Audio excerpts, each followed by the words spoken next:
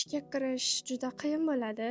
Men ham katta bo'lsam shunaqa kasb egasi bo'laman deb shundan niyat qilib, dokumentlarimda ko'p yordam berishgan, mas'uliyatli va hamma narsani o'z vaqtida qiladigan insonlarga mos kasb deb o'ylayman. Assalomu alaykum hammaga. Mening ismim Go'zal. Men hozir 18 yoshdaman va hozir Uzbekistan Airways aviakompaniyasida o'qish jarayonidaman, ya'ni trening sentrida o'qiyapman. Ishga kirish bosqichi birinchi o'chirda dokument topshirish bo'ldi.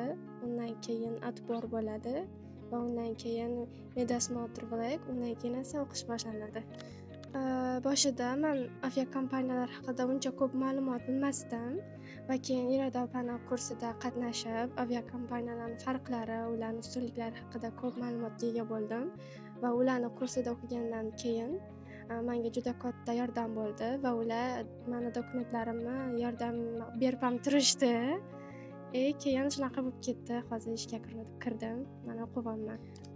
Ishga kirish juda qiyin bo'ladi. Lekin sizning yoningizda ustoz bo'lsa, ular sizga yordam berib, ularning maslahatlarini berib tursa, siz anchagina osonliklardan o'tib olasiz. Lekin bu ishda ishlash juda qiyin deb aytolmayman.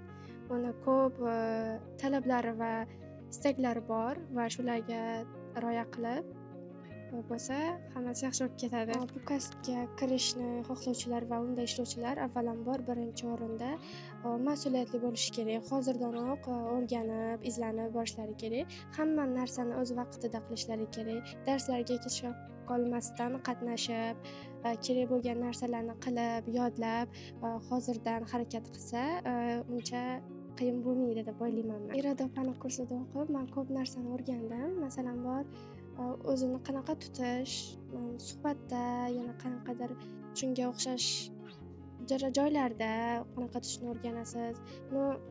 O'zingizga qarab, bilmagan narsangizni so'rasangiz, hammasini aytib, boshida o'rgatib turishadi.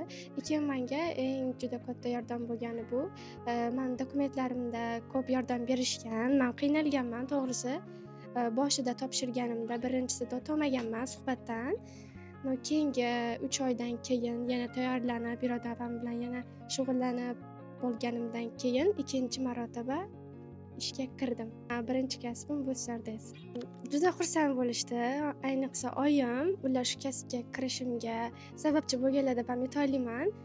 Chunki ular menga har doim motivatsiya va meni qo'llab-quvvatlab turishgan.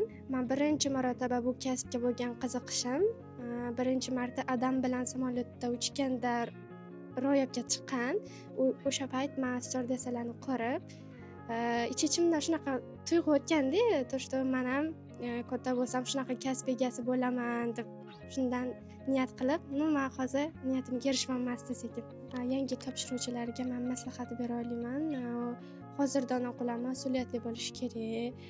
Agar ularda qanaqadir kamchilik bo'lsa, o'shalarni to'g'rilab, hozirdan o'zlarini ustida ishlash kerak deb o'ylayman va eng asosiysi ko'proq til o'rganishlarini xohlab qolardim, chunki bu kasbda til juda ham kerak bo'ladi. Ko'p odam kursni juda qimmat deb o'ylaydi, lekin aslida unaqa emas, o'zini narxiga loyiq, chunki bu yerda Iroda opa ko'p yordamlar beradi. Darsliklardan tashqari ham siz bilan alohida shug'ullanadilar. Agar qanaqadir savollaringiz yoki ularning yordami kerak bo'lsa, ular har doim aytib yordam berib turadilar.